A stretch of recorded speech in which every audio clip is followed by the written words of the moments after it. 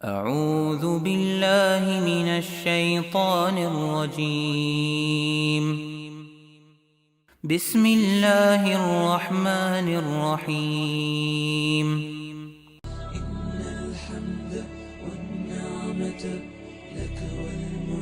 حج بیت اللہ قرب الہی کا عظیم سفر۔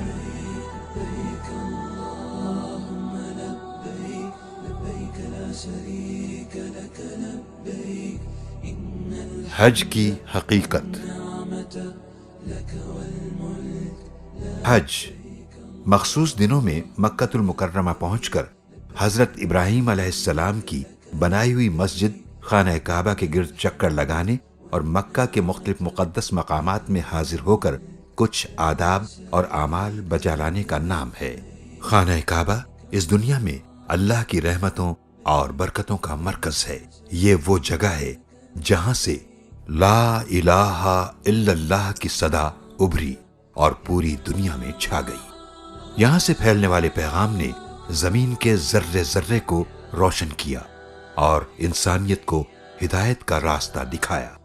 یہ وہ مرکز ہے جس میں ملت کے وہ تمام افراد جڑے ہوئے ہیں جو مختلف ملکوں میں بستے ہیں، مختلف زبانیں بولتے ہیں، مختلف لباس پہنتے ہیں، مختلف رنگ اور نسل سے تعلق رکھتے ہیں اور مختلف طریقوں سے زندگی بسر کرتے ہیں، مگر وہ سب کے سب ان تمام اختلافات کے باوجود ایک ہی خانہ کعبہ کے گرد چکر لگاتے ہیں اور ایک ہی قبلے کی طرف منہ کر کے نماز پڑھتے ہیں۔ اور ہر سال ذی الحجہ کے مہینے میں حج بیت اللہ کے لیے دنیا کے کونے کونے سے اللہ کی پکار پر لبیک کہتے ہوئے جمع ہو جاتے ہیں۔ لبیک اللہم لبیک لبیک لا شریک لک لبیک ان الحمد والنعمت لک والملک لا شریک لک۔ اے اللہ میں حاضر ہوں، میرے اللہ میں حاضر ہوں، تیرا کوئی شریک نہیں، میں حاضر ہوں، اس میں کوئی شک نہیں کہ تمام تعریفیں تیری ہی ہیں، نعمتیں تیری ہی دین ہیں اور بادشاہی اور اقتدار صرف تیرا ہی ہے اور ان سب میں تیرا کوئی شریک نہیں۔ یہ صرف حج کے دنوں کا نہیں بلکہ اللہ کے بندوں کے لیے پوری زندگی کا وظیفہ ہے۔ یہ اپنے مالک کے حضور اس کا سچا غلام بننے کا عہد ہے، جس کی مثال اور نمونہ حضرت ابراہیم علیہ السلام، حضرت اسماعیل علیہ السلام اور حضور اکرم صلی اللہ علیہ وسلم نے انسانیت کے سامنے رکھا۔ حج کا اصل سبق اور پیغام اپنے اللہ کے سامنے یہی اطاعت ہے۔ حج کے طریقے پر غور کرنے سے معلوم ہوتا ہے کہ گھر بار اور کاروبار کو چھوڑنے، سفر کی مشکلیں اٹھانے اور اپنے روزمرہ کا لباس اتار کر کے احرام کے فقیرانہ لباس پہننے سے لے کر طواف، سعی، وقوف عرفہ، مزدلفہ، منی کا قیام، قربانی، رمی جمرات اور سر کے بال اتارنے تک ہر چیز سے اللہ کی غلامی نظر آتی ہے۔ ان میں سے ہر عمل کی سنت ابراہیمی کے کسی نہ کسی پہلو سے نسبت ہے۔ ایمان، تقوی، اطاعت اور قربانی کے جذبے کا اظہار ہر عمل میں نظر آتا ہے۔ دراصل حج کی حقیقت اللہ کے گھر میں حاضری دینا ہے۔ حضرت ابراہیم علیہ السلام کی طرح اللہ کی دعوت پر لبیک کہنا اور ان کی بے مثال قربانی کی روح کو زندہ کرنا ہے، یعنی اللہ تعالیٰ کے حکم کے سامنے فرما برداری کے ساتھ اپنی گردن جھکا دینا اور اسی طرح سارے احکام کو بجا لانا ہے جس طرح وہ ہزاروں برس پہلے بجا لائے اور اللہ کی برکتوں اور نعمتوں سے مالا مال ہوئے۔ یہی حقیقی اسلام ہے اور یہی وہ روح ہے جس کو ہم ان بزرگوں کی سنت پر چل کر حج میں اپنے عمل اور کیفیت کے ذریعے محسوس کرتے ہیں اور اللہ کے سامنے عاجزی سے وہی دعا کرتے ہیں جو حضرت ابراہیم علیہ السلام اور حضرت اسماعیل علیہ السلام نے کعبۃ اللہ کی بنیاد رکھتے ہوئے کی تھی۔ وَأَرِنَا مَنَاسِكَنَا وَتُبْ عَلَيْنَا إِنَّكَ أَنْتَ التَّوَّابُ الرَّحِيمُ۔ اے ہمارے رب، ہمیں اپنی عبادت کے طریقے بتا اور ہماری کوتاہیوں سے درگزر فرما، اور تو بڑا معاف کرنے والا، رحم کرنے والا ہے۔ حج میں تمام حجاج اللہ کے حکم اور انبیاء کی سنت کے مطابق ان دنوں بغیر سلے اور سادہ کپڑے پہنتے ہیں۔ وہ ان دنوں نہ ہی سر کے بال کٹواتے ہیں، نہ ناخن تراشتے ہیں، نہ خوشبو لگاتے ہیں، نہ رنگین کپڑے پہنتے ہیں، اور نہ ہی سر چھپاتے ہیں، اور دنیا کے آرام و آسائش سے پرہیز کرتے ہیں۔ حج کے لیے ضروری ہے کہ احرام باندھنے سے لے کر حج کی تکمیل تک ہر حاجی نیکی اور سلامتی کی تصویر ہو۔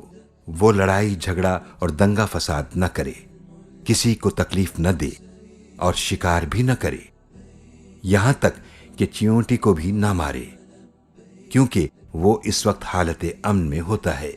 اللہ تعالیٰ کا ارشاد ہے، فلا رفث ولا فسوق ولا جدال في الحج۔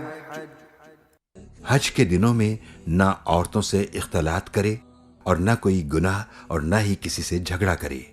حج نیکی، خیر اور ایک عظیم عبادت کا سفر ہے۔ جس طرح ہم دنیا کے سفر کی ضروریات کے لحاظ سے مناسب سامان لے کر چلتے ہیں، اسی طرح اس سفر کے لیے بھی مناسب سامان کی ضرورت ہے، اور ایک مومن کے لیے اس کا انتخاب خود قرآن کریم نے کیا ہے۔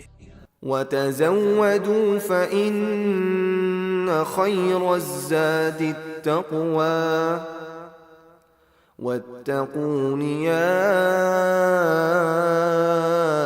أُولِي الْأَلْبَابِ۔ اور سب سے بہتر زاد راہ تقوی ہے، پس اے ہوش مندو میری نافرمانی سے پرہیز کرو۔ تقوی کے معنی یہ ہے کہ دل میں اللہ کی ناراضگی کا خوف ہو، اور جس کام کو اللہ نے کرنے کا حکم دیا ہے وہ کیا جائے، اور جس سے منع کیا ہو اس سے رک جایا جائے۔ یہ خوف ہی انسان کو کھلے اور چھپے گناہوں سے محفوظ رکھتا ہے، اور حج کے سفر میں اسی احساس کی ضرورت ہے۔ گھر سے باہر قدم رکھنے سے لے کر واپس آنے تک حاجی کے ہر عمل میں تقوی کی یہ کیفیت برقرار رہنی چاہیے۔ اس سفر میں حجاج کو جو تکلیفیں اٹھانی پڑتی ہیں، یعنی مکہ سے منا جانا، وہاں سے عرفات، منا واپسی پر مزدلفہ میں رات گزارنا، اور پھر منا پہنچ کر جمرات کے مقام پر کنکریاں مارنا، قربانی اور طواف زیارہ کرنا، ان سب میں جس مشقت اور بے آرامی سے ان کا واسطہ پڑتا ہے، اللہ کی راہ میں یہی سب کچھ برداشت کرنا ہی اصل عبادت ہے۔ اس کا مقصد ہر بندہ مومن میں یہ کیفیت پیدا کرنا ہے کہ وہ اللہ کی خوشی کے لیے ہر آرام کو چھوڑ کر اس کی راہ میں ہر مشکل برداشت کرنے کے لیے تیار ہو جائے۔ یہی اللہ پر ایمان لانے کا تقاضا ہے۔ اللہ تعالیٰ کا ارشاد ہے، ان اللہ مع الصابرین۔ بے شک اللہ صبر کرنے والوں کے ساتھ ہے۔ اس عبادت کے دوران جو شخص ان ساری تکلیفوں کو پورے اطمینان اور دل کی مکمل خوشی کے ساتھ قبول کر لیتا ہے، اور اپنے ساتھ کے حاجیوں کے ساتھ جھگڑا نہیں کرتا، بلکہ سخت مشکل میں بھی صبر سے کام لیتا ہے اور خود تکلیف اٹھا کر دوسروں کو آرام پہنچاتا ہے، وہ حج کا ثواب حاصل کر لیتا ہے۔ اور انہی لوگوں کے لیے حضور اکرم صلی اللہ علیہ وسلم نے خوشخبری سنائی ہے۔ جس نے اللہ کے لیے حج کیا اور اس نے نہ فحش بات کی اور نہ گناہ کا مرتکب ہوا، تو وہ اس دن کی طرح ہوگا، گناہوں سے پاک صاف، جس دن اس کی ماں نے اسے جنا تھا۔ ایک اور حدیث میں رسول اللہ صلی اللہ علیہ وآلہ وسلم نے فرمایا کہ حج مبرور کا بدلہ جنت کے سوا کچھ نہیں۔ حج کی اقسام۔ حج کی 3 اقسام ہیں، یعنی اپنے حالات کے بنا پر حج 3 میں سے کسی ایک طریقے پر کیا جا سکتا ہے۔ نمبر 1 حج افراد، نمبر 2 حج قران، نمبر 3 حج تمتع۔ حج افراد۔ حج افراد یہ ہے کہ احرام باندھ کر صرف حج کیا جائے اور عمرہ نہ کیا جائے۔ عموماً یہ حج میقات کے اندر رہنے والوں کے لیے ہے، کیونکہ میقات کے اندر رہنے والے سارا سال عمرہ کرتے رہتے ہیں، لہٰذا ان کے لیے حج افراد کافی ہے۔ اس حاجی کو مفرد کہتے ہیں، اس میں قربانی واجب نہیں۔ حج قران، حج قران کرنے والے پر قربانی واجب ہوتی ہے۔ اس حاجی کو قارن کہتے ہیں۔ حج قران یہ ہے کہ عمرہ اور حج کی اکٹھی نیت کر کے احرام باندھا جائے، اور عمرہ یعنی طواف و سعی سے فارغ ہو کر احرام ختم نہ کیا جائے، یعنی حلق یا تقصیر نہ کرائی جائے، بلکہ اسی احرام سے حج کرے۔ حجۃ الوداع میں حضور نبی کریم صلی اللہ علیہ وسلم نے حج قران ہی کیا تھا۔ حج تمتع، تمتع کے لغوی معنی ہے کچھ وقت تک فائدہ اٹھانا۔ ایک ہی سفر میں پہلے عمرے کا احرام باندھا جاتا ہے اور طواف و سعی کے بعد حلق یعنی سر کے بال اتار کر کے اس احرام سے فارغ ہو جاتے ہیں۔ پھر حج کا وقت آیا تو حج کا احرام باندھا جاتا ہے۔ چونکہ ایک ہی سفر میں دو عبادتیں جمع کرنے کا فائدہ اٹھایا جاتا ہے، اسی لیے اسے حج تمتع کہتے ہیں، اور حج تمتع کرنے والے کو متمتع کہتے ہیں، اور اس پر شکرانی کی قربانی واجب ہوتی ہے۔ حج کے مقامات پیغمبرانہ شان اور ربانی نشان کے جلوہ گاہ ہیں، جہاں پہنچ کر اور جن کو دیکھ کر رحمت و برکت کے واقعات یاد آتے ہیں، اور اسی لیے قرآن پاک کی اصطلاح میں ان کا نام شاعر اللہ اور حرمات اللہ ہے، یعنی اللہ کے نشانات اور اللہ کی محترم باتیں، اور انہی شاعر اللہ اور حرمات اللہ کی زیارت کا نام ارکان حج ہے۔ حج کے ارکان، حج کے 3 ارکان ہیں جو 8 ذی الحجہ سے 12 ذی الحجہ کے درمیان ادا کیے جاتے ہیں۔ نمبر 1، احرام باندھنا اور نیت کرنا۔ نمبر 2، وقوف عرفہ۔ نمبر 3، طواف زیارہ۔ رکن کی تعریف یہ ہے کہ حاجی کے ذمے اس کا پورا کرنا ضروری ہے۔ اگر کوئی رکن چھوٹ جائے تو اس کا حج ادا نہیں ہوگا اور اسے دوبارہ حج کرنا ہوگا۔ حج کے واجبات، واجب یہ ہے کہ اسے ادا کرنے کی پوری کوشش کی جائے، لیکن اگر کسی مجبوری سے چھوٹ جائے تو اس پر ایک دم لازم ہے۔ اگر کوئی شخص واجب کو جان بوجھ کر بغیر کسی شرعی عذر کے چھوڑ دیتا ہے تو وہ سخت گناہگار ہے، جسے اپنے گناہ سے توبہ، آئندہ ایسا نہ کرنے کا عہد اور بطور جرمانہ حدود حرم میں ایک دم دینا چاہیے، یعنی مکہ مکرمہ میں جانور ذبح کرے اور اس کا گوشت وہاں کے فقراء و مساکین میں تقسیم کرے اور خود نہ کھائے۔ حج کے 6 واجبات ہیں۔ نمبر 1، مزدلفہ میں قیام۔ نمبر 2، رمی یعنی کنکری مارنا۔ نمبر 3، قربانی۔ نمبر 4، حجامت۔ نمبر 5، سعی۔ نمبر 6، طواف وداع۔ احرام، حج کے ارکان میں سب سے پہلا رکن احرام باندھنا ہے۔ احرام پوری امت کے لیے مساوات کا اعلیٰ ترین نمونہ پیش کرتا ہے، اور امیر، غریب، بادشاہ، فقیر سب ایک ہی لباس میں آ جاتے ہیں۔ حج کا ایک اور منفرد پہلو امت کی وحدت اور انسانیت کے ایک خاندان اور برادری ہونے کو نمایاں کرنا ہے۔ ایک اللہ کے ماننے والے بیت اللہ کی زیارت اور طواف کے لیے دنیا کے گوشے گوشے سے ایک مرکز پر جمع ہوتے ہیں اور ایک خاندان کی طرح ایک امام کی قیادت میں ایک ہی تلبیہ کا ورد کرتے ہوئے دن رات ساتھ گزارتے ہیں۔ احرام کے لغوی معنی حرام کرنا ہے، کیونکہ احرام کی حالت میں بعض حلال کام بھی حرام ہو جاتے ہیں۔ مقامی میقات پر یا اس سے پہلے حج یا عمرہ کی نیت کر کے صرف 2 چادروں سے جسم کو ڈھانپ لینے کو احرام کہتے ہیں۔ خواتین بطور احرام کوئی بھی لباس جو اسلامی شریعت کے مطابق ہو استعمال کر سکتی ہیں۔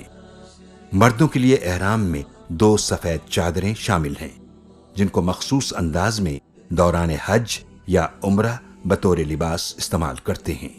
ایک چادر بطور تہبند اور دوسری کو کندھے پر اوڑھ لیا جاتا ہے، اور ایسی چپلیں جس میں پاؤں کے اوپر کی ہڈی نمایاں ہو استعمال کی جاتی ہے۔ احرام پہننے سے پہلے ناخن تراش لیے جائیں اور غیر ضروری بال صاف کرنے کے بعد غسل یا صرف وضو کر کے احرام پہن لیا جائے۔ فرض نماز کے بعد احرام پہننا مسنون ہے، لیکن اگر فرض نماز کا وقت نہ ہو تو 2 رکعت نفل پڑھ لیے جائیں اور احرام کی نیت کر لی جائے۔ اے اللہ، میں نے آپ کی رضا کے لیے حج کی نیت کی، آپ اسے میرے لیے آسان فرما دیجئے، میری طرف سے قبول اور منظور کر لیجئے۔ اس کے بعد 3 بار تلبیہ پکاریں، مرد قدر بلند آواز میں اور خواتین آہستہ آواز میں کہیں۔ لبیک اللہم لبیک، لبیک لا شریک لک لبیک، ان الحمد والنعمت لک والملک لا شریک لک۔ تلبیہ کے بعد دعا مانگنا مسنون ہے۔ اب احرام کی تمام پابندیاں لاگو ہو جائیں گی۔ احرام کی حالت میں جائز اعمال۔ حالت احرام میں یہ تمام امور انجام دیے جا سکتے ہیں اور ان سے احرام کی حالت میں کوئی فرق نہیں پڑتا۔ ضرورت پڑنے پر احرام کی چادریں یا لباس دھونا، بدلنا، ضرورت کے موقع پر غسل کرنا، ٹیشو پیپر یا کپڑے سے پسینہ صاف کرنا، ناک، منہ اور دانتوں کی صفائی کرنا، انگوٹھی، نگ، گھڑی یا ہیڈ فون پہننا، سر یا جسم کے کسی حصے کو کھجانا، پھل کھانا چاہے خوشبودار ہو، دھوپ سے بچنے کے لیے چھتری کا استعمال کرنا، گاڑی کی چھت کا سایہ لینا، کندھے یا گلے میں بیگ لٹکانا، بغیر خوشبو کے صابن سے سر بدن دھونا، مسواک کرنا، موذی جانور کو مار دینا، زخم پر پٹی باندھنا، ٹیکا لگوانا، باتھ روم جانا۔ احرام کی پابندیاں۔ احرام کے پہننے اور تلبیہ پڑھنے کے بعد کچھ پابندیاں لگ جاتی ہیں جو اس کے اتارنے تک قائم رہتی ہیں۔ حرم کی حدود میں گھاس، ہرے بھرے پودے اور درخت کی شاخ بھی نہیں توڑ سکتے، خشکی کے کسی بھی جانور کا شکار نہیں کر سکتے اور نہ ہی اس میں مدد کر سکتے ہیں۔ کوئی بھی گری ہوئی چیز حرم کی حدود میں اٹھانا منع ہے۔ حالت احرام میں خوشبو نہیں لگا سکتے، نہ سونگھ سکتے ہیں۔ اگر بغیر ارادے کے سونگھ لی تو کوئی حرج نہیں۔ خوشبودار صابن یا ٹوتھ پیسٹ استعمال نہیں کیا جا سکتا۔ اگر خوشبو کے بغیر ہوں تو استعمال کرنے میں کوئی حرج نہیں۔ سب سے بہتر یہی ہے کہ دانتوں کی صفائی کے لیے مسواک استعمال کریں۔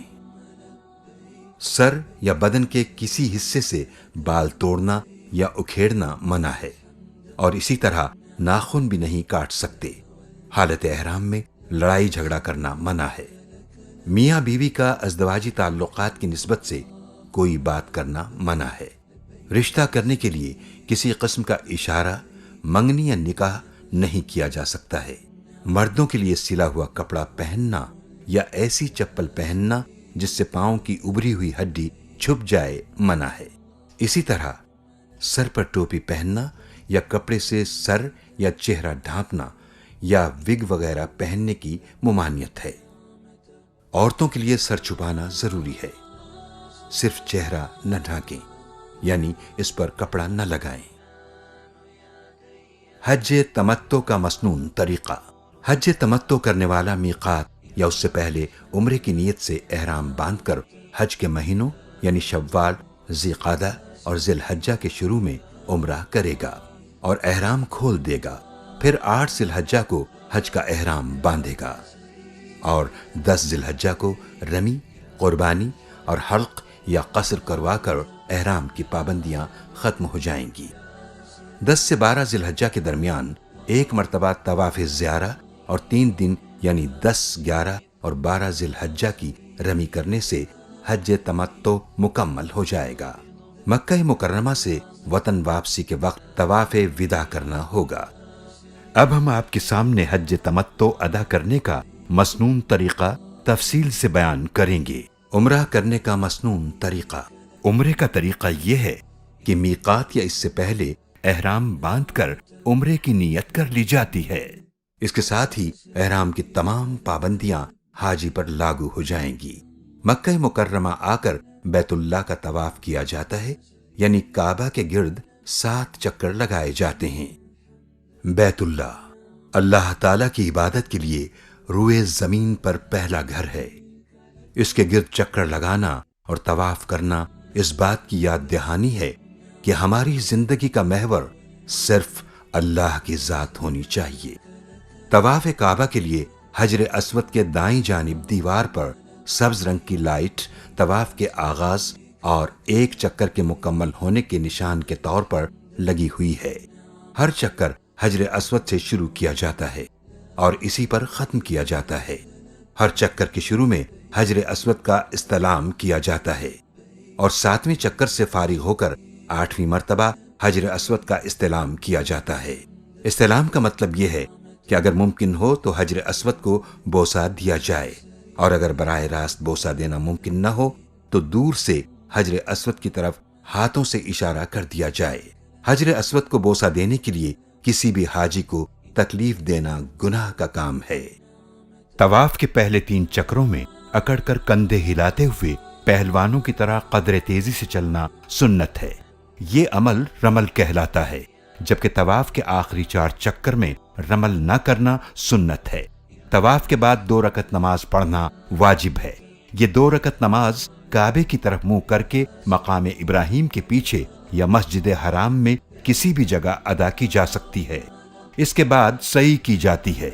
صفا و مروہ کے درمیان 7 چکر لگانے کو سعی کہا جاتا ہے۔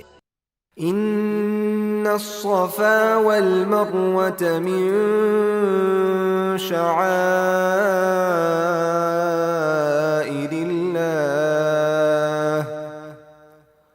فمن حج البيت او اعتمر فلا جناح عليه ان يطوف بهما ومن تطوع خيرا فإن الله شاكر عليم۔ بے شک صفا اور مروہ اللہ کی نشانیوں میں سے ہیں، پس جو کعبے کا حج یا عمرہ کرے تو اس پر کوئی گناہ نہیں کہ ان کے درمیان طواف کرے، اور جو کوئی اپنی خوشی سے نیکی کرے تو بے شک اللہ قدردان جاننے والا ہے۔ طواف سے فارغ ہو کر اگر سعی کرنے میں تاخیر ہو جائے تو کوئی حرج نہیں ہے۔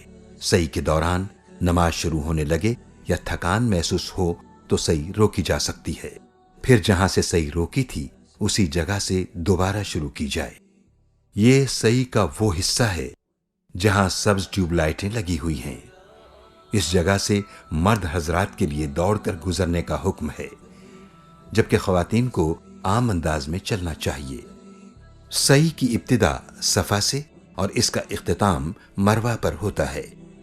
سعی 5 منزلوں میں سے کسی سے بھی کی جا سکتی ہے۔ یہ صفا کی پہاڑی ہے اور یہیں سے سعی شروع کی جاتی ہے۔ صفا سے مروہ تک 1 چکر، پھر مروہ سے صفا تک دوسرا چکر، اسی طرح 7 چکر لگائے جاتے ہیں، جن کی مسافت تقریباً 3.5 کلومیٹر بنتی ہے۔ صفا اور مروہ کعبے کے قریب 2 پہاڑیاں تھیں جن کے کچھ نشانات باقی ہیں۔ حضرت ابراہیم علیہ السلام اللہ کے حکم کے مطابق حضرت اسماعیل علیہ السلام اور بی بی ہاجرہ کو یہاں چھوڑ گئے تھے۔ حضرت اسماعیل علیہ السلام جب پیاس سے بےتاب ہوئے تو بی بی ہاجرہ پانی کی تلاش میں صفا اور مروہ کے درمیان دوڑی تھیں، یہاں تک کہ زمزم کا چشمہ اللہ کے حکم سے جاری ہو گیا۔ صفا اور مروہ کی سعی اسی بے قراری کی دوڑ کی یادگار ہے۔ اللہ تعالیٰ کو یہ ادا اس قدر پسند آئی کہ قیامت تک کے لیے تمام مسلمانوں پر واجب کر دیا گیا کہ جب وہ عمرہ و حج کرنے یہاں آئیں تو ان پر صفا و مروہ کی سعی لازم ہے۔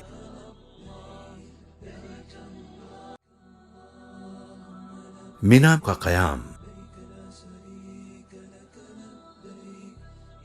حج کا طریقہ کار۔ حج کا سب سے پہلا کام یہ ہے کہ حج کی نیت سے احرام باندھا جاتا ہے۔ میقات کے باہر سے آنے والے حجاج احرام اپنے میقات کے مقام سے باندھتے ہیں۔ مقیم خواہ وہ مکی ہوں یا عارضی طور پر مکہ میں ٹھہرے ہوئے ہوں یا حدود حرم سے باہر لیکن میقات کے اندر رہتے ہوں تو وہ اپنی قیام گاہ سے ہی احرام باندھتے ہیں اور تلبیہ پڑھنا شروع کر دیتے ہیں۔ 8 ذی الحجہ کو حجاج منا کے لیے روانہ ہو جاتے ہیں اور وہاں قیام کرتے ہیں۔ منا میں چند دنوں کا قیام دراصل اس دنیا میں ہمارے عارضی اور مختصر قیام کی طرف ایک اشارہ ہے۔ قرآن مجید میں سورہ بقرہ میں منا کا حوالہ دیا گیا ہے۔ واذكروا الله في أيام معدودات فمن تعجل في يومين فلا إثم عليه ومن تأخر فلا إثم عليه لمن اتقى واتقوا الله واعلموا أنكم إليه تحشرون۔ اور ان مخصوص گنے دنوں میں اللہ کو یاد کرو، پھر جو شخص 2 دن میں جلدی کرے گا یعنی 12 ذی الحجہ تک اس پر کوئی گناہ نہیں ہے، اور جو شخص تیسرے دن تک یعنی 13 ذی الحجہ تک مؤخر کرے گا اس پر کوئی گناہ نہیں ہے جو اس سے ڈرتا ہے، اور اللہ ہی سے ڈرو اور جان لو کہ تم اسی کے پاس جمع کیے جاؤ گے۔ وادی منا، وادی منا جہاں حجاج کرام مناسک حج کی ادائیگی کے لیے قیام کرتے ہیں، تمام تر سرگرمیوں کا مرکز ہوتی ہے، اس لیے منا کے راستوں کو سمجھنا ضروری ہے۔ اب آپ کو منا کے زونز، منا کی اہم ترین سڑکوں، ہسپتالوں، پلوں، ٹرین اسٹیشنز اور مساجد کے بارے میں معلومات سے آگاہ کیا جائے گا۔ اس سے آپ کو منا کے بارے میں بہت کچھ جاننے کا موقع ملے گا۔ آپ کے سامنے منا کا ایک فضائی منظر پیش کیا جا رہا ہے۔ منا میں 3 اہم پل ہیں۔ پل کو عربی میں کبری کہتے ہیں۔ یہ پل شمالاً جنوباً منا کے ایک سرے کو دوسرے سے ملاتے ہیں۔ اس کے علاوہ شرقاً غرباً 7 بڑی سڑکیں ہیں جو پورے منا کو مزدلفہ اور عرفات سے ملاتی ہیں۔ حج کے 5 دنوں میں اکثر حجاج کرام انہی بڑی سڑکوں پر پیدل یا بسوں کے ذریعے سفر کرتے ہیں۔ اگر ہم جمرات کمپلیکس کی جانب سے منا میں داخل ہوں تو پہلا پل ملک خالد پل ہے جس کا نمبر 15 ہے، دوسرا پل ملک عبداللہ بن عبدالعزیز ہے جس کا نمبر 25 ہے۔ اسے عموماً کبری ملک عبداللہ بن عبدالعزیز بھی کہا جاتا ہے۔ تیسرا پل ملک فیصل ہے جس کا نمبر 35 ہے۔ ان تینوں پلوں کو آپ یہاں واضح طور پر دیکھ سکتے ہیں۔ ان پلوں کے نیچے سے 7 بڑی سڑکیں گزرتی ہیں۔ یہ 7 سڑکیں پورے منا کو مزدلفہ اور عرفات سے ملاتی ہیں۔ اگر آپ منا میں اس طرح سے کھڑے ہوں کہ جمرات آپ کے سامنے اور مزدلفہ آپ کی پشت پر ہو تو منا کے انتہائی بائیں جانب سڑک نمبر 38 ہے جسے طریق ملک عبدالعزیز کہا جاتا ہے۔ اس سے دائیں جانب طریق قصر الملکی ہے جس کا نمبر 44 ہے۔ ملک فیصل روڈ کا نمبر 50 ہے، جبکہ 56 نمبر سڑک جوہرہ کہلاتی ہے اور سڑک نمبر 62 کو سوق العرب کہا جاتا ہے۔ اور منا کی انتہائی دائیں جانب سڑک نمبر 68 طریق ملک فہد ہے۔ سڑک نمبر 38 اور 68 حرم سے شروع ہو کر میدان عرفات تک جاتی ہیں۔ منا میں پیدل چلنے والوں کی سہولت کے لیے طریق مشا نمبر 1 ہے۔ یہ راستہ جمرات سے شروع ہو کر میدان عرفات تک جاتا ہے۔ وادی منا کو مختلف زونز میں تقسیم کیا گیا ہے۔ یہ زون نمبر کا علامتی بورڈ ہے جو منا میں جگہ جگہ نصب ہیں۔ جمرات اور ملک خالد کبری کا درمیانی علاقہ زون نمبر 1 کہلاتا ہے، جبکہ کبری خالد اور کبری عبداللہ بن عبدالعزیز کا درمیانی علاقہ زون نمبر 2 کہلاتا ہے۔ زون نمبر 2 کے بائیں جانب زون نمبر 3 ہے۔ کبری ملک عبدالعزیز اور کبری فیصل کے درمیان پہلے زون نمبر 4 اور پھر زون نمبر 5 ہے۔ زون نمبر 2 اور زون نمبر 4 کے دائیں جانب زون نمبر 6 واقع ہے۔ زون نمبر 7 زون نمبر 5 کے بائیں جانب ہے اور اس سے بالکل متصل کبری ملک فیصل کے بعد زون نمبر 8 اور زون نمبر 9 ہے، جبکہ قربان گاہ زون نمبر 10 میں موجود ہے۔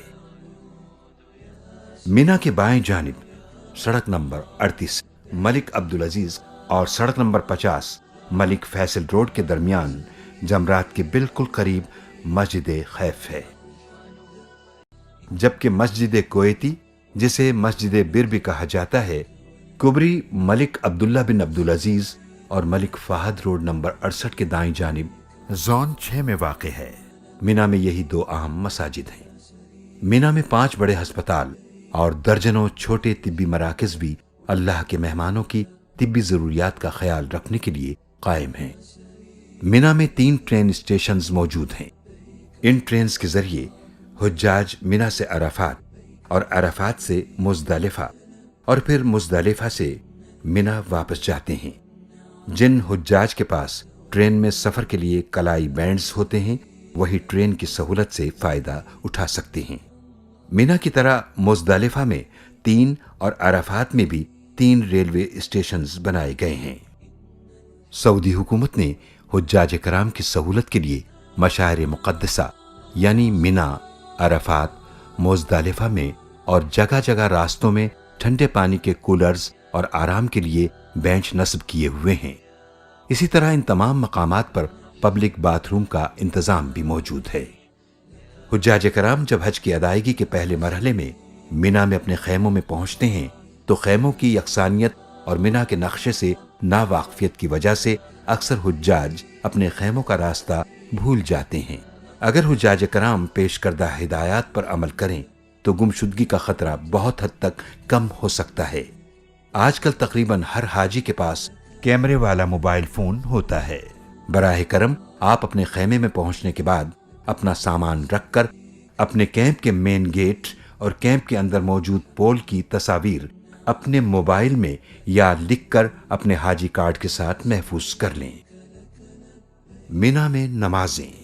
حجاج کرام مینا میں 8 ذی الحجہ کی ظہر، عصر، مغرب، عشاء اور 9 ذی الحج کی فجر یہ 5 نمازیں ادا کرتے ہیں اور پھر 9 ذی الحجہ کو وقوف عرفہ کے لیے بذریعہ بس، گاڑی، ٹرین یا پیدل روانہ ہو جاتے ہیں۔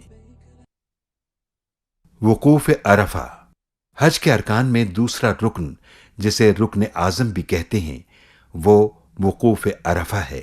وقوف عرفہ سے مراد یہ ہے کہ حاجی عرفات کے میدان میں 9 ذی الحجہ کے دن موجود ہوں۔ ہر سال عازمین حج 9 ذی الحجہ کو یہاں آ کر وقوف کرتے ہیں اور جو اس تاریخ کو میدان عرفہ نہیں پہنچ پاتا اس کا حج نہیں ہوتا ہے۔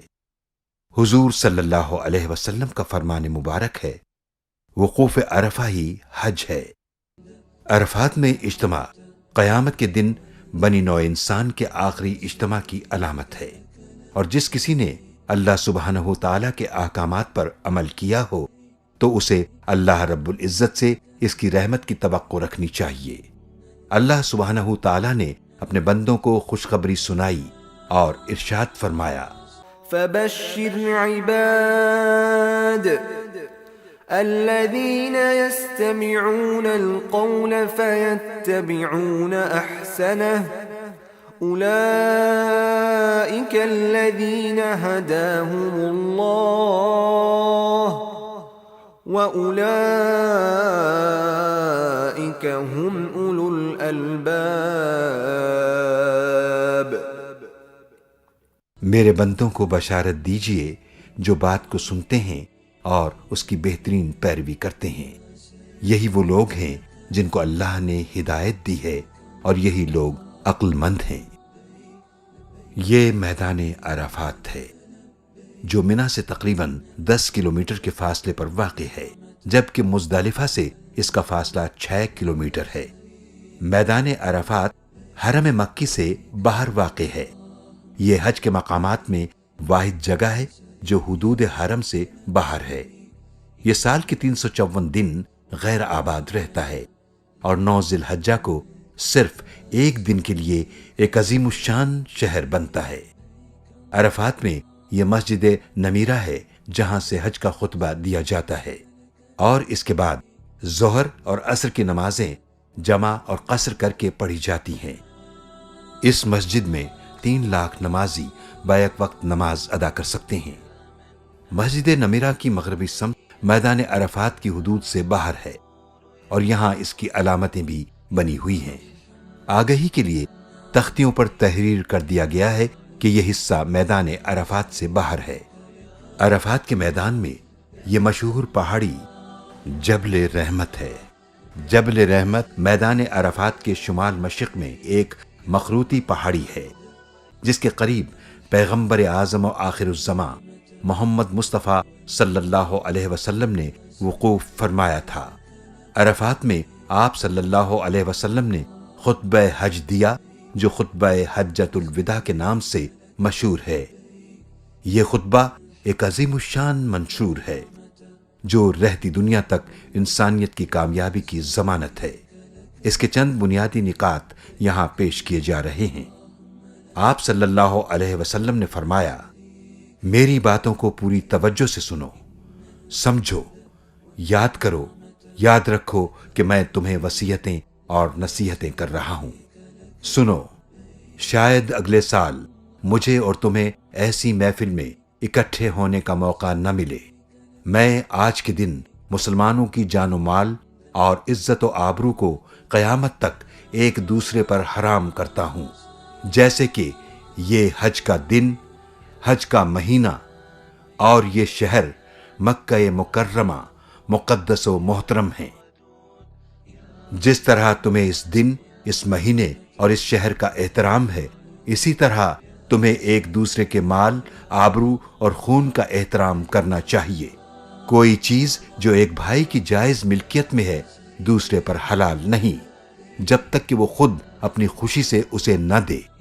یاد رکھو، ایک دن ہم سب کو مر کر اللہ تعالیٰ کے حضور میں حاضر ہونا ہے، جہاں ہر ایک سے اس کے اعمال کے بارے میں پوچھا جائے گا۔ لوگو، یاد رکھو، زمانہ جاہلیت کی ہر رسم میرے قدموں کے نیچے ہے، میں اسے ختم کرتا ہوں۔ زمانہ جاہلیت کے قتل و خون کے جھگڑے آج ختم ہوئے۔ سب مسلمان بھائی بھائی ہیں، گورے کو کالے پر، کالے کو گورے پر، عربی کو عجمی پر اور عجمی کو عربی پر کوئی فضیلت حاصل نہیں۔ ہاں، صرف پرہیزگاری اللہ کے نزدیک افضل ہے۔ غلاموں اور عورتوں کے تم پر حقوق ہیں، ان حقوق کا خاص خیال رکھو۔ عورتوں کے ساتھ نرمی اختیار کرو اور مہربانی سے پیش آؤ۔ عورتوں سے متعلق اللہ سے ڈرو، کیونکہ تم نے انہیں اللہ تعالیٰ کی امانت کے ساتھ حاصل کیا ہے، اور تم نے انہیں اللہ تعالیٰ کے حکم کے ساتھ حلال کیا ہے۔ غلاموں کو وہی کھلاؤ جو خود کھاتے ہو، اور انہیں وہی لباس پہناؤ جو خود پہنتے ہو۔ ہر شخص اپنے کیے کا خود ذمہ دار ہے۔ بیٹا باپ کا اور باپ بیٹے کے جرم کا ہرگز ذمہ دار نہیں۔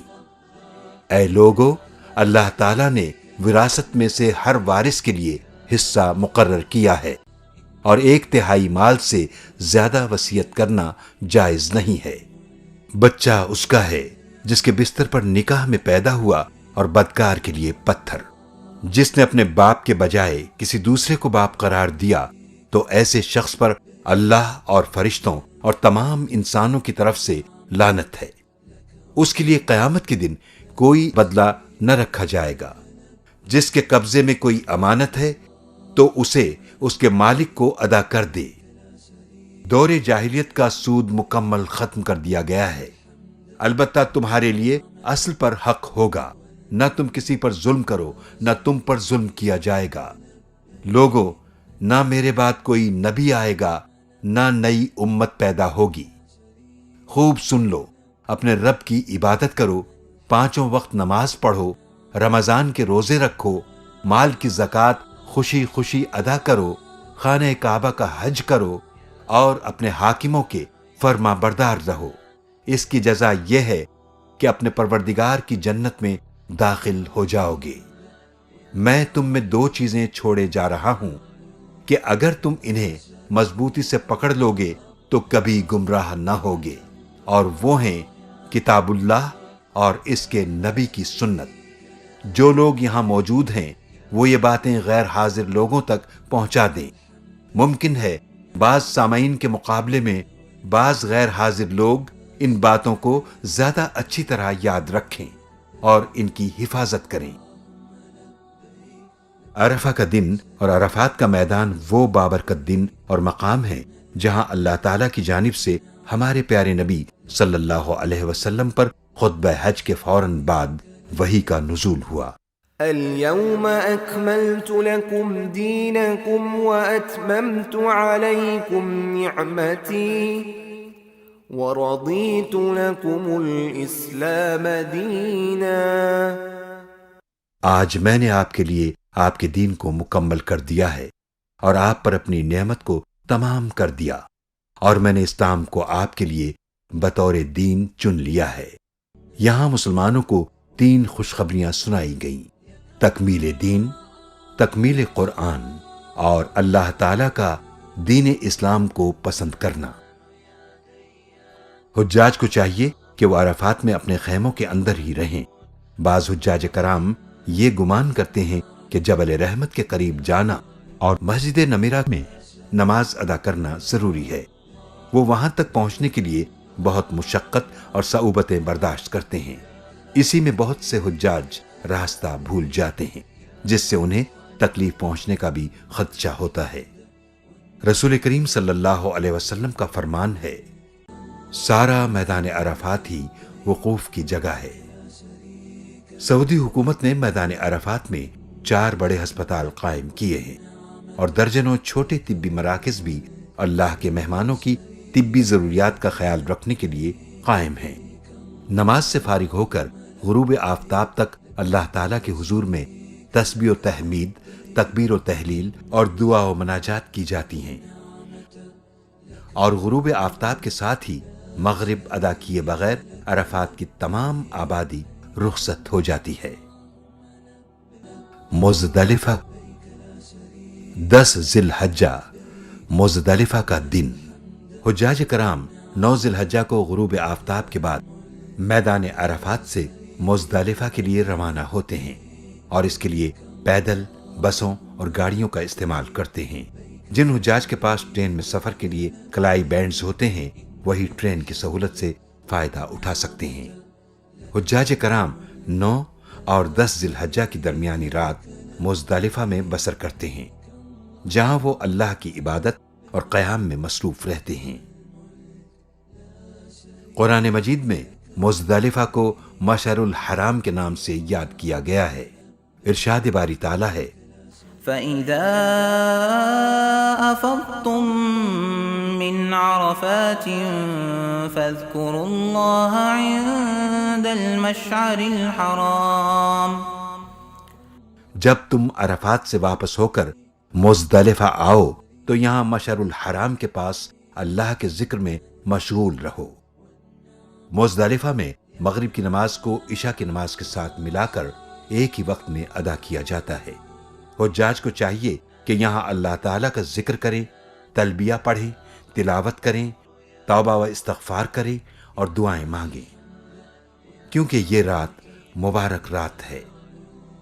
رات میں موقع ملے تو کچھ دیر آرام بھی کیا جا سکتا ہے، کیونکہ یہ سنت سے ثابت ہے۔ صبح سویرے فجر کی سنت اور فرض ادا کریں۔ 10ویں ذی الحجہ میں صبح صادق سے سورج نکلنے کے درمیان حدود مزدلفہ میں کچھ نہ کچھ وقت گزارنا واجب ہے۔ یہی مزدلفہ کا وقوف ہے۔ اگر کوئی شخص بغیر عذر کے صبح صادق سے پہلے ہی منا چلا گیا اور وقوف مزدلفہ بالکل نہیں کیا تو اس پر دم لازم ہوگا۔ البتہ مریض، ضعیف اور خواتین عذر کی وجہ سے صبح صادق سے پہلے منا چلے جائیں تو ان پر دم نہیں ہوگا۔ یہ مسجد مشعر الحرام ہے جہاں رسول اللہ صلی اللہ علیہ وسلم نے مزدلفہ میں وقوف فرمایا تھا۔ مزدلفہ کے تمام میدان میں جہاں چاہیں وقوف کر سکتے ہیں، کیونکہ نبی اکرم صلی اللہ علیہ وسلم نے ارشاد فرمایا ہے، میں نے مشعر الحرام کے قریب وقوف کیا ہے، جبکہ مزدلفہ سارے کا سارا وقوف کی جگہ ہے۔ اگرچہ رمی جمرات کے لیے کنکر کہیں سے بھی جمع کیے جا سکتے ہیں، لیکن مزدلفہ سے جمع کرنا بہتر ہے۔ رمی جمرات اکثر حجاج کرام مزدلفہ سے منا روانگی کے وقت رمی کے لیے کنکریاں جمع کر لیتے ہیں۔ طلوع آفتاب کے بعد حجاج مزدلفہ سے منا کی طرف روانہ ہوتے ہیں، جہاں وہ رمی جمرات کرتے ہیں۔ رمی جمرات مخصوص وقت میں مخصوص مقام پر مخصوص گنتی کے ساتھ کنکر پھینکنے کے عمل کا نام ہے۔ رمی حج کے واجبات میں سے ہے، یعنی اس کے ترک کرنے پر دم لازم ہوگا۔ 10ویں، 11ویں اور 12ویں ذی الحجہ کو رمی کرنا ہر حاجی کے لیے ضروری ہے۔ البتہ 13ویں ذی الحجہ کی رمی اختیاری ہے۔ اگر کسی حاجی نے 12 ذی الحجہ کے بعد آنے والی رات میں منا میں قیام کیا تو پھر 13 ذی الحجہ کو رمی ضروری ہوگی۔ جمرات کے مقام پر 3 بڑے ستون ہیں، جن پر اللہ تعالیٰ کے حکم، نبی اکرم صلی اللہ علیہ وسلم کے طریقے اور حضرت ابراہیم علیہ السلام کی اتباع میں ان تینوں ستونوں پر کنکریاں ماری جاتی ہیں۔ جمرات کی عمارت میں داخل ہونے کے بعد سب سے پہلے ستون کو جمرۃ الصغریٰ، اس کے بعد بیچ والے ستون کو جمرۃ الوسطیٰ اور اس کے بعد آخری ستون کو جمرۃ الکبریٰ کہا جاتا ہے۔ حضرت ابراہیم علیہ السلام کو شیطان نے ان تینوں مقامات پر بہکانے کی کوشش کی تھی۔ آپ نے ان تینوں مقامات پر شیطان کو کنکریاں ماری تھیں۔ اللہ تعالیٰ نے حضرت ابراہیم علیہ السلام کے اس عمل کو قیامت تک آنے والے حاجیوں کے لیے لازم قرار دے دیا۔ حاجی کا جمرات میں اللہ اکبر کہتے ہوئے کنکریاں مارنا دراصل اس ارادے کو ظاہر کرتا ہے کہ وہ اپنی زندگی میں اللہ ہی کو اپنا حاکم مانتے ہوئے شیطان کے فتنوں اور چال بازیوں سے اپنے نفس کو محفوظ رکھے گا۔ یہ جمرات کمپلیکس ہے۔ جمرات کمپلیکس ایک 5 منزلہ عمارت ہے جو منا کی مغربی سمت میں خالد کبری سے تقریباً 1 کلومیٹر کے فاصلے پر واقع ہے۔ اب ہم جمرات کمپلیکس کے اندر موجود ہیں۔ یہاں 3 بڑے ستون ہیں۔ سب سے پہلے ستون کو جمرۃ الصغریٰ، اس کے بعد بیچ والے ستون کو جمرۃ الوسطیٰ، اس کے بعد آخری ستون کو جمرۃ الکبریٰ کہا جاتا ہے۔ ان ستونوں پر 5 منزلوں سے بیک وقت رمی کی جاتی ہے۔ رمی کے لیے ہر منزل پر جانے اور واپس آنے کے لیے مختلف راستے ہیں۔ رمی مکمل کرنے کے بعد حجاج کرام مخصوص راستوں کے ذریعے منا واپس اپنے خیموں میں یا حرم اور عزیزیہ کی طرف بھی جا سکتے ہیں۔ حجاج کرام کا ان راستوں سے واقف ہونا ان کو بہت سی مشکلات اور پریشانیوں سے محفوظ کر سکتا ہے۔ تو آئیے ان راستوں پر ایک نظر ڈالتے ہیں۔ جمرات تک پہنچنے کے راستے۔ اس وقت ہم زمینی منزل پر موجود ہیں، اور یہ منزل ان حجاج کے لیے ہے جو پیدل منا کے کیمپوں سے بذریعہ سڑک نمبر 56 جوہرہ اور سڑک نمبر 62 سوق العرب سے رمی کے لیے جمرات آتے ہیں۔ رمی مکمل کرنے کے بعد آپ واپس جانے والے مخصوص راستوں کے ذریعے منا اپنے خیموں میں جا سکتے ہیں۔ اگر آپ مسجد الحرام کی طرف جانا چاہیں تو رہنمائی کے لیے بورڈ دیکھتے ہوئے راستوں کا انتخاب کریں۔ یہ سیدھا راستہ آپ کو عزیزیہ کے ششا ڈسٹرکٹ کی طرف لے جائے گا، اور وہاں سے بذریعہ بس، ٹیکسی یا پیدل چلنے والے راستے کے ذریعے حرم جا سکتے ہیں۔ یہ جمرات کی پہلی منزل ہے۔ یہ ان لوگوں کے لیے ہے جو پیدل بذریعہ سایہ دار راستے سڑک نمبر 1 طریق المشا سے پہنچیں گے، جبکہ روڈ نمبر 116، 204، 206 اور سڑک نمبر 15 سے بھی حجاج جمرات کی اسی منزل پر پہنچیں گے۔ رمی مکمل کرنے کے بعد زمینی منزل کی طرح منا خیموں میں واپسی، حرم اور عزیزیہ جانے کے لیے مخصوص راستوں کا استعمال کریں گے۔ اب ہم جمرات کی دوسری منزل پر ہیں۔ جمرات کی اس منزل پر آنے کے لیے منا کی طرف سے کوئی راستہ موجود نہیں ہے، بلکہ یہ صرف عزیزیہ کے علاقے سے آنے والے حجاج کے لیے ہے۔ یہاں تک آنے اور جانے کے لیے بسیں مسلسل چلتی رہتی ہیں تاکہ تھکے ہوئے بزرگوں اور خصوصی ضروریات کے حامل افراد کی مدد کی جا سکے۔ زائرین پل، سرنگ اور مخصوص راستوں سے بھی پیدل یا بذریعہ بس جمرات سے واپس عزیزیہ جا سکتے ہیں۔ دوسری منزل سے وہ لوگ بھی مستفید ہوں گے جو مکہ سے صدقی اسٹریٹ اور شارع حج کے ذریعے شمالاً اور جنوباً مغربی جانب ابھرتی ہوئی ڈھلوان سے آتے ہیں۔ حجاج رمی مکمل کرنے کے بعد حرم اور عزیزیہ جانے کے لیے اس مخصوص ڈھلوان کو استعمال کریں گے۔ یہ جمرات کی تیسری منزل ہے۔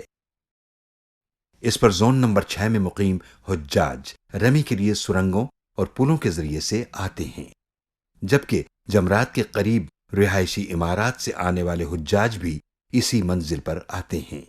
تیسری منزل سے واپسی مخصوص سرنگوں اور پلوں کے ذریعے ہوتی ہے۔ یہ جمرات کی چوتھی منزل ہے اور اس پر حجاج منا ٹرین اسٹیشن نمبر 3 کے ذریعے پہنچتے ہیں اور ان کی واپسی مکے کی جانب سے جمرات کی چوتھی منزل کی مغربی ڈھلوان یا اپنے بائیں ہاتھ پر بنے ہوئے پل کے اوپر سے جانے والا راستہ اختیار کرتے ہوئے منا اسٹیشن نمبر 3 کے ذریعے ہوتی ہے۔ سورج کی تپش سے محفوظ رکھنے کے لیے جمرات کی چوتھی منزل ٹینٹ سے ڈھکی ہوئی ہے اور حجاج کے لیے گرمی میں کمی کے لیے پنکھوں کے ذریعے پانی کا چھڑکاؤ بھی کیا جاتا ہے۔ جمرات میں رمی کا طریقہ یہ ہے کہ 10 ذی الحجہ کو صرف جمرۃ الکبریٰ پر 7 کنکریاں ماری جائیں۔ اس دن کنکری مارنے کا مسنون وقت طلوع آفتاب سے زوال تک ہے، البتہ غروب آفتاب تک بھی کنکریاں ماری جا سکتی ہیں۔ ہر حاجی کے لیے کنکریوں کی کل تعداد 70 بنتی ہیں، یعنی 10 ذی الحجہ کو 7، 11 ذی الحجہ کو 21، 12 ذی الحجہ کو 21 اور 13 ذی الحجہ کی اختیاری 21 کنکریاں ماری جاتی ہیں۔ رمی سے پہلے تلبیہ پڑھنا بند کر دیں۔ کنکریاں مارنے کا طریقہ یہ ہے کہ بڑے جمرے سے تھوڑے فاصلے پر کھڑے ہوں اور 7 دفعہ میں داہنے ہاتھ سے 7 کنکریاں ماریں۔ ہر مرتبہ بسم اللہ، اللہ اکبر کہیں۔ 10ویں تاریخ کو دوسرے کی طرف سے کنکریاں مارنے کا طریقہ یہ ہے کہ پہلے اپنی طرف سے اپنی 7 کنکریاں ماری جائیں، پھر دوسرے کی طرف سے 7 کنکریاں ماری جائیں۔ رمی کو سہولت سے کرنے کے لیے حجاج کرام کو مکتب کی طرف سے دیے گئے اوقات کی سختی سے پابندی کرنا ضروری ہے۔ حجاج کو چاہیے کہ کنکریاں مارنے کے وقت کسی بھی طرح کی کوئی پریشانی آئے تو اس پر صبر کریں اور لڑائی جھگڑا ہرگز نہ کریں۔ رمی کے لیے اپنے ساتھ کوئی سامان نہ رکھیں۔ راستے میں کہیں بھی بیٹھنے یا رکنے سے پرہیز کریں۔ جانے والے راستوں پر مڑنے یا واپس آنے کی کوشش ہرگز نہ کریں۔ عورتیں اور کمزور لوگ رش کے اوقات میں کنکریاں نہ ماریں، بلکہ زوال کے بعد رش کم ہونے پر یا رات کو کنکریاں ماریں، کیونکہ اپنی جان کو خطرے میں ڈالنا مناسب نہیں۔ نیز اللہ تعالیٰ کی عطا کردہ سہولت اور رخصت پر بھی خوش دلی سے عمل کرنا چاہیے۔ قربانی اور حلق 10 ذی الحج کو رمی کے بعد دوسرا بڑا مرحلہ قربانی کا ہوتا ہے۔ جانور کی قربانی ابراہیم علیہ السلام کی عظیم قربانی کی یاد میں کی جاتی ہے۔ یہ دراصل اس ارادے کی علامت ہے کہ اللہ کی راہ میں کسی بھی قسم کی قربانی سے دریغ نہیں کیا جائے گا۔ اللہ تعالیٰ کا ارشاد ہے، لن ينال الله لحومها ولا دماؤها ولكن يناله التقوى منكم كذلك سخرها لكم لتكبروا الله على ما هداكم وبشر المحسنين۔ نہ ان کا گوشت اللہ تک پہنچے گا اور نہ ہی ان کا خون، لیکن جو اس تک پہنچے گا وہ تمہارا تقوی ہے۔ اسی طرح ہم نے ان کو تمہارے تابع کر دیا ہے تاکہ تم اس وجہ سے اللہ کی تمجید کرو کہ اس نے تمہاری رہنمائی کی اور نیکوکاروں کو خوشخبری سنا دو۔ حج کے 3 مناسک: جمرۃ الکبریٰ کی رمی، قربانی اور حلق یا قصر ان کو اسی ترتیب سے ادا کرنا واجب ہے، ترتیب کو جان بوجھ کر بدلنا نہیں چاہیے۔ اللہ تعالیٰ کا ارشاد ہے، ولا تحلقوا رؤوسكم حتى يبلغ الهدي محله، اور اپنے سر نہ منڈواؤ جب تک قربانی اپنی جگہ نہ پہنچ جائے۔ منا میں قربانی کرنے کے بعد مرد پورے سر کے بال صاف کرواتے ہیں، یا پورے سر کے بال انگلی کے پور سے کچھ زیادہ کاٹے جاتے ہیں، مگر سر منڈوانا افضل ہے۔ خواتین کو چٹیا کے نچلے حصے سے انگلی کے پور سے کچھ زیادہ کاٹنا چاہیے، یا کم از کم چوتھائی بالوں کی چٹیا پکڑ کر نچلے حصے سے ایک پور سے کچھ زیادہ کاٹنا چاہیے۔ حلق یا قصر کی شرعی حیثیت فرض کی ہے، اور اس کے بعد سوائے ازدواجی تعلق قائم کرنے کے احرام کی باقی تمام پابندیاں ختم ہو جاتی ہیں۔ سر منڈوانے کی یہ رسم زمانہ قدیم کی ہے۔ پرانے زمانے میں جو غلام بنا کر آزاد کیا جاتا تھا تو اس کے سر کے بال منڈوا دیے جاتے تھے، یہ غلامی کی نشانی سمجھی جاتی تھی۔ چونکہ حج اللہ کی دائمی غلامی اور بندگی کا اقرار اور اعتراف ہے، اس لیے انسانیت کی اس پرانی رسم کو برقرار رکھا گیا۔ طواف زیارہ، حجاج کرام اپنے بال مونڈ کر زمانے قدیم کے دستور کے مطابق یہ اعلان کرتے ہیں کہ وہ اللہ کے غلام ہیں اور خود کو اس کی بندگی اور اطاعت کے لیے نذر کر چکے ہیں۔ اس کے بعد حجاج کرام کعبہ کا طواف کرتے ہیں، جس کو عام طور پر طواف زیارہ کہا جاتا ہے۔ یہ حج کے ارکان میں تیسرا اور آخری رکن ہے، جس کے نہ ادا کرنے کی صورت میں حج مکمل نہیں ہوگا۔ طواف زیارہ 10 ذی الحجہ کی صبح صادق سے 12 ذی الحجہ کے غروب آفتاب تک کیا جا سکتا ہے۔ طواف مکمل کرنے کے بعد 2 رکعت نماز ادا کی جاتی ہے، اور اگر پہلے سعی نہیں کی ہے تو صفا اور مروہ کے درمیان سعی کی جاتی ہے۔ طواف زیارہ کے بعد حجاج پوری طرح احرام کی پابندیوں سے آزاد ہو جاتے ہیں۔ 11 اور 12 ذی الحجہ کے مناسک 11 اور 12 تاریخ کو رمی کا وقت زوال کے بعد سے شروع ہوتا ہے۔ اس سے پہلے رمی کرنا جائز نہیں، زوال کے بعد سے غروب آفتاب تک جائز ہے، لیکن بے پناہ ہجوم کی وجہ سے اگر آپ رمی نہ کر سکیں تو مغرب کے بعد صبح صادق سے پہلے تک جائز ہے۔ آج کل بعض علماء کرام نے شدید رش کی صورت میں زوال سے پہلے بھی رمی کا فتویٰ دیا ہے۔ نیز بوڑھوں، بیماروں اور خواتین کے لیے رات کے وقت ہی رمی کرنا بہتر ہے، چونکہ ہجوم کم ہوتا ہے۔ اگر معذورین کو اندیشہ ہو کہ وہ صبح کے بعد ہجوم کی وجہ سے رمی نہ کر سکیں گے تو مناسب یہ ہے کہ وہ رمی کے لیے اپنا نائب مقرر کریں اور خود رمی کے لیے نہ جائیں، کیونکہ اس کی شریعت نے اجازت دی ہے۔ رمی کا طریقہ: جمرات کی عمارت میں داخل ہونے کے بعد سب سے پہلے جمرۃ الصغریٰ آئے گا، اس پر 7 کنکریاں ماریں۔ رمی کے بعد ستون سے ذرا ہٹ کر قبلہ رخ کھڑے ہو کر دعا کریں، توبہ و استغفار اور دعائیں مانگیں۔ اگر رش زیادہ ہو تو آگے بڑھ جائیں۔ اس کے بعد جمرۃ الوسطیٰ پر آئیں اور 7 کنکریاں اس کو بھی ماریں، پھر ذرا ستون سے ہٹ کر قبلہ رخ ہو کر دعا مانگیں اور اتنی دیر ہی ٹھہریں جتنی دیر جمرۃ الصغریٰ پر ٹھہرے تھے۔ اس کے بعد جمرۃ الکبریٰ پر آئیں، اسی طرح 7 کنکریاں اس کو بھی ماریں جس طرح پہلے ماری تھیں، مگر اس جمرہ پر ٹھہرنا یا دعا مانگنا سنت سے ثابت نہیں۔ اس کے بعد منا اپنی قیام گاہ پر چلے جانا مسنون ہے۔ دوسرے کی طرف سے کنکریاں مارنے کا طریقہ یہ ہے کہ ہر ایک جمرہ پر اپنی 7 کنکریاں مارنے کے بعد دوسرے کی طرف سے کنکریاں ماریں۔ ارشاد باری تعالیٰ ہے، فَإِذَا قَضَيْتُم مَّنَاسِكَكُمْ فَاذْكُرُوا اللَّهَ كَذِكْرِكُمْ آبَاءَكُمْ أَوْ أَشَدَّ ذِكْرًا فمن الناس من يقول ربنا آتنا في الدنيا وما له في الآخرة من خلاق. پھر جب حج کے ارکان ادا کر چکو تو اللہ کو یاد کرو جیسے تم اپنے باپ دادا کو یاد کیا کرتے تھے، یا اس سے بھی بڑھ کر یاد کرنا.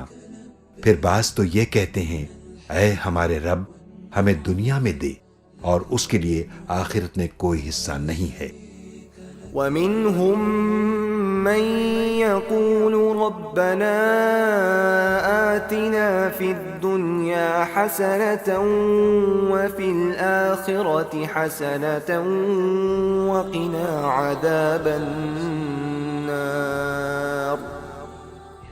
اور بعض یہ کہتے ہیں کہ اے ہمارے رب ہمیں دنیا میں نیکی اور آخرت میں بھی نیکی دے، اور ہمیں دوزخ کے عذاب سے بچا. قیام منی کے دوران بکثرت تحلیل و تکبیر، حمد و ثنا، توبہ و استغفار اور دعائیں مانگنا چاہیے. عام طور پر آج کل حجاج منی میں رہنے کو غیر ضروری سمجھنے لگے ہیں. کئی لوگ رات گزارنے کے لیے یا تو مکہ اپنی بلڈنگ میں چلے جاتے ہیں یا عزیزیہ میں اپنی رہائش پر چلے جاتے ہیں. حالانکہ رسول اللہ صلی اللہ علیہ وسلم صرف طواف کے لیے تو بیت اللہ تشریف لے گئے، اس کے علاوہ تینوں دن و رات انہوں نے منی ہی میں قیام کیا. مکہ مکرمہ کی طرف واپسی.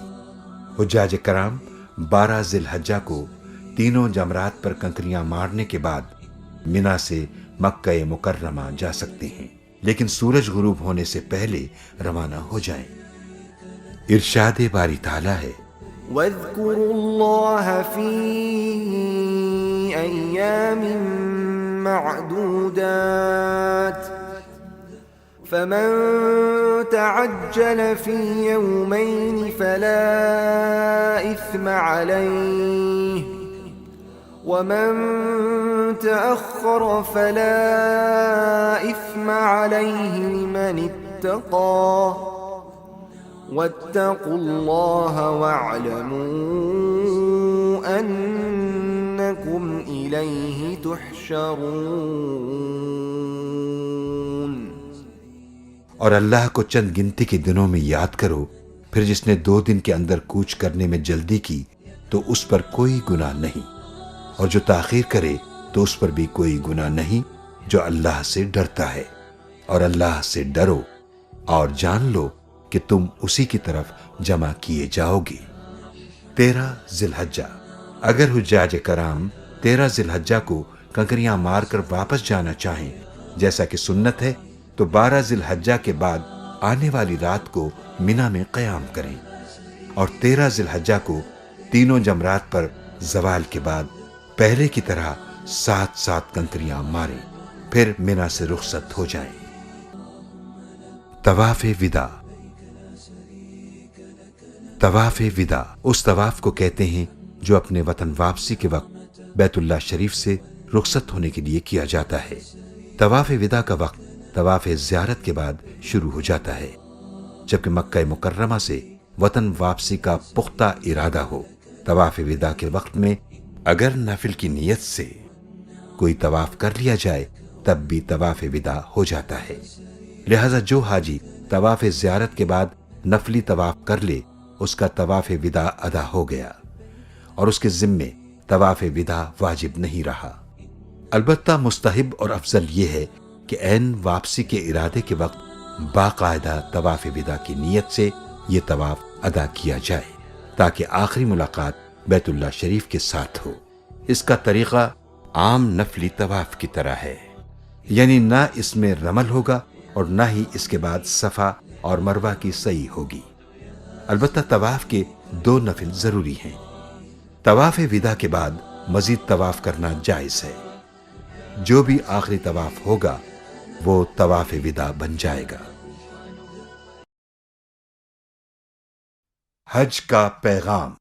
حج کے مختلف مناسک، کنکری مارنے، صفا اور مروہ کے درمیان دوڑنے اور خانہ کعبہ کے طواف کرنے کا مقصد اللہ کی یاد قائم کرنے کے سوا کچھ نہیں ہے، اور قرآن پاک کا اشارہ بھی اسی طرف ہے۔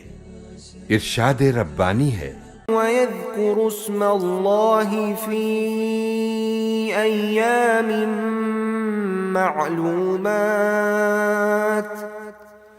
اور تاکہ ان مقررہ دنوں میں اللہ کا نام یاد کرو۔ حج کے اس پورے سفر میں حاجیوں کے لیے تعلیم و تربیت کا بڑا مؤثر سامان ہے۔ اس کے تمام مراسم انسانیت کو اللہ کی پہچان اور اس کی بندگی کا طریقہ اور سلیقہ سکھاتے ہیں۔ حجاج اپنی پچھلی زندگی میں کیے گئے گناہوں پر اللہ سے مغفرت طلب کرتے ہیں اور اس بات کا عہد کرتے ہیں کہ حضرت ابراہیم علیہ السلام، حضرت اسماعیل علیہ السلام اور حضرت محمد صلی اللہ علیہ وسلم کا راستہ ہی ہمارا راستہ، اور اس راستے پر چلنا اور ان کی سنت کا اتباع ہی ہماری آئندہ زندگی کا مقصد ہوگا۔ کی محمد سے وفا تو نے تو ہم تیرے ہیں، یہ جہاں چیز ہے کیا لوح و قلم تیرے ہیں۔